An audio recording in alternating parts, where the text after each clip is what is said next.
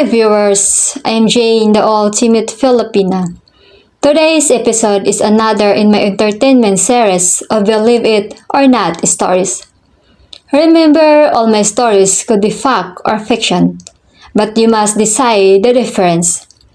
My story starts today with Joy, a single mom Filipina who was in a productive relationship with a foreigner.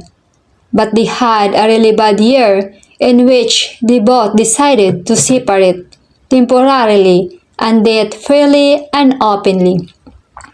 In order to secure her future, because Joy had no education or training and only had some small savings from a previous marriage with a foreigner. David, her boyfriend, offered her college or any training she wanted with a $400 allowance until she graduated.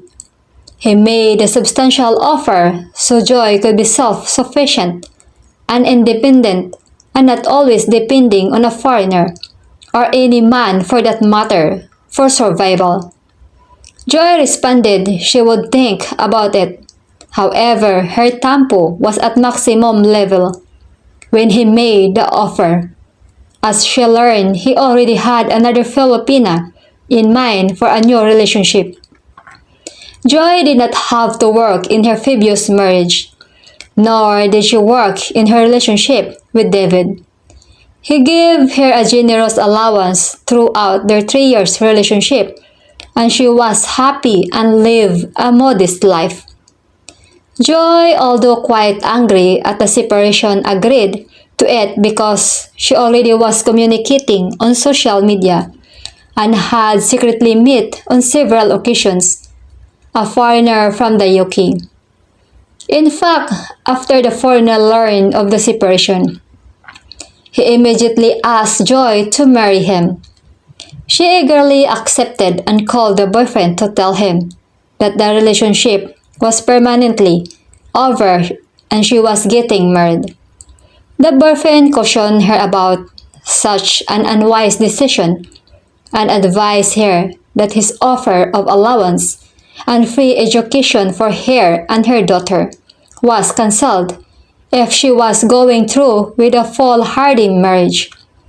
She told her ex-boyfriend to fuck off and hang up the phone and block all avenues of communication.